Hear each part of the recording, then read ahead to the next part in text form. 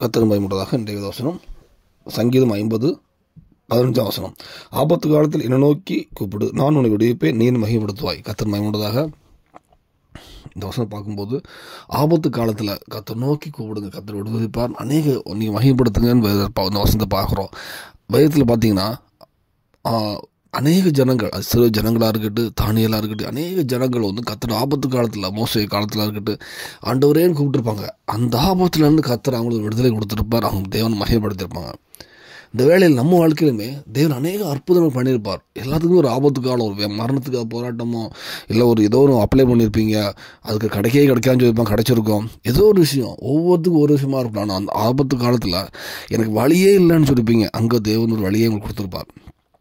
நம்ம தேவன் மகிமைப்படுத்தியிருப்போம், அடுத்து அப்படியே விட்டு போயிருப்போம். அடுத்த ஒரு ஆபத்து காலத்தை வரும்போது நம்ம மறுபடியும் கர்த்தரை தேடுவோம். அப்படி இருந்திருக்கலாம்.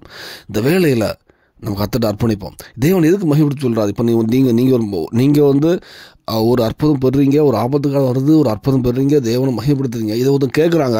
அப்போ அவங்க வாழ்க்கையிலும் ஒரு பிரச்சனை வரும்போது அவங்க ஆண்டவர், ஐயோ அவங்களுக்கு தேவன் அற்புதம் செஞ்சார், அப்போ எனக்கும் செய்வார் அப்படின்னு கர்த்தரை உயர்த்துவாங்க, கர்த்தரை தேடுவாங்க, விடுதலை பெறுவாங்க, கர்த்தரை அறிவாங்க, பரலோக ராஜ்யத்துக்குள்ளே வருவாங்க.